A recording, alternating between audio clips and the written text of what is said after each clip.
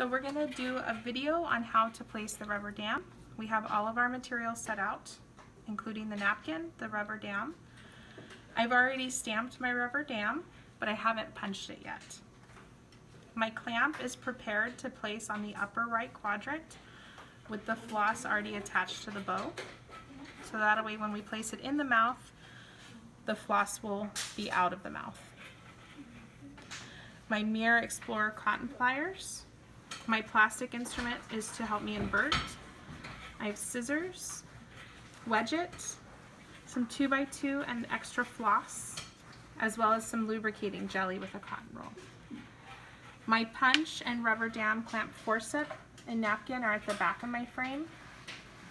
And then I have all of my air water syringe, HVE, and saliva ejector tips in place.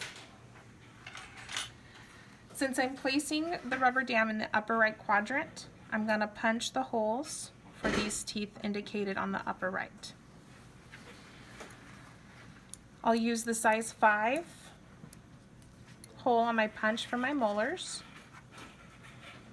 And remember, we're not going to include the wisdom tooth, so we're going to start on the second molar and we'll punch those. Then I switch to a 4 for my premolars. And a 3 for the remaining teeth in the maxillary arch.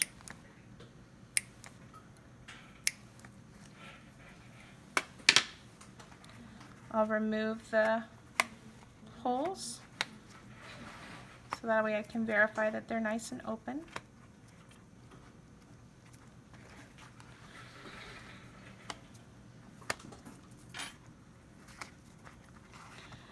And my rubber dam is ready to place.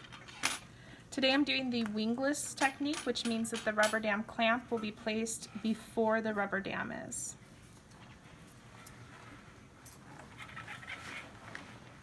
I'll place the clamp through the prongs of my rubber dam clamp forceps and then place it on the second molar.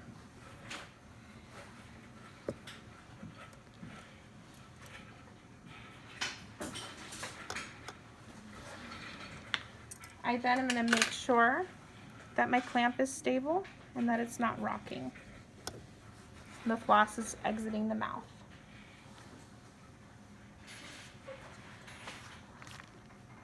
You can place the rubber dam without the frame around the clamp, but I'm going to go ahead and have my frame on so that you can see everything I'm doing. Sometimes when that frame is off, it blocks our view when we're doing demonstrations.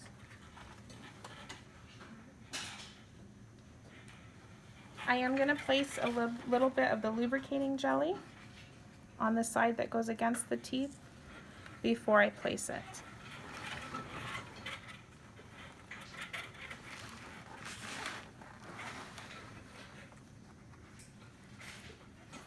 I'm going to stretch the rubber dam around the bow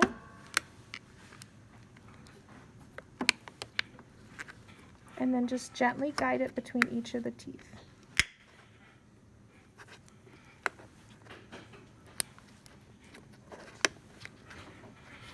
Only one tooth per hole when we're placing our rubber dam.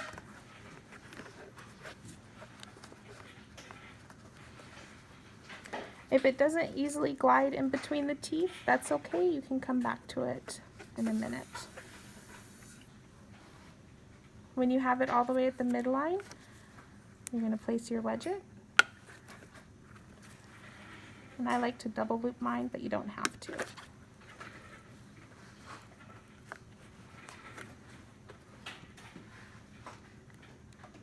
I'm going to pull the rubber dam around the jaws and make sure that my wisdom tooth is not exposed.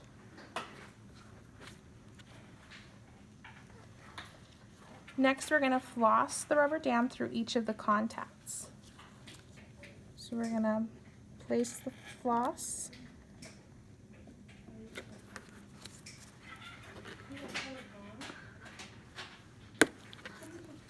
And then we're going to loop it around before we remove it from the interproximal space and take it back through that same contact point.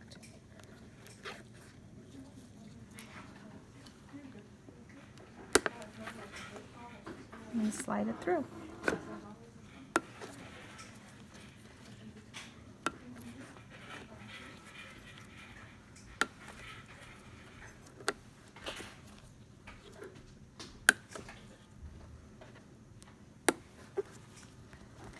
This area, you can see the rubber dam isn't seating all the way, so I'm going to take it through again on that same contact.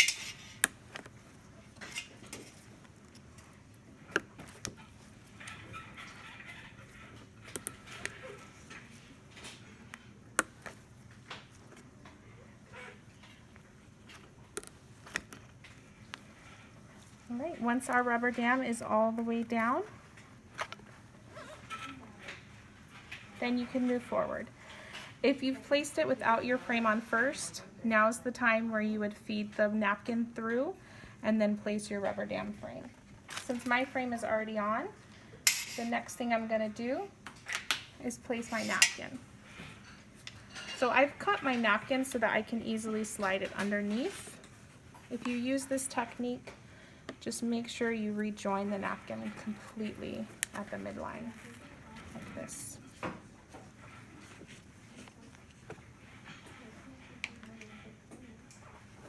Now I'll invert, so you can see the rubber dam is sitting flat against the tooth here, and I want to invert it so that saliva and other fluids don't come through.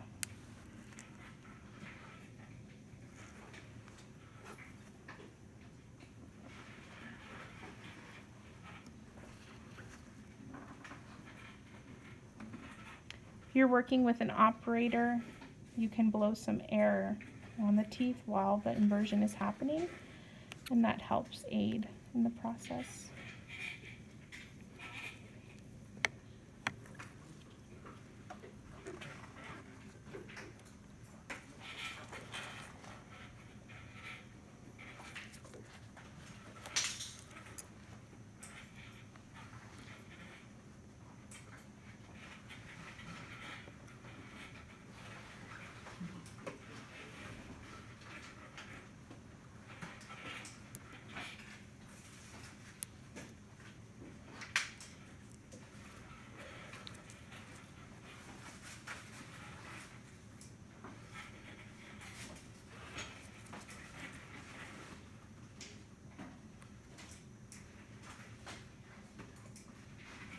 So what I'm doing is I'm taking the plastic instrument along the anatomy of the tooth.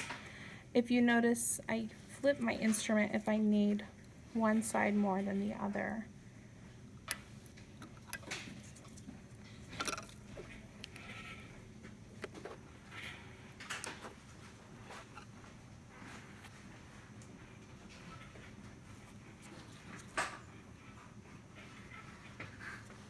So this right here doesn't fit nice and smooth against the tooth. So I switch to the other side.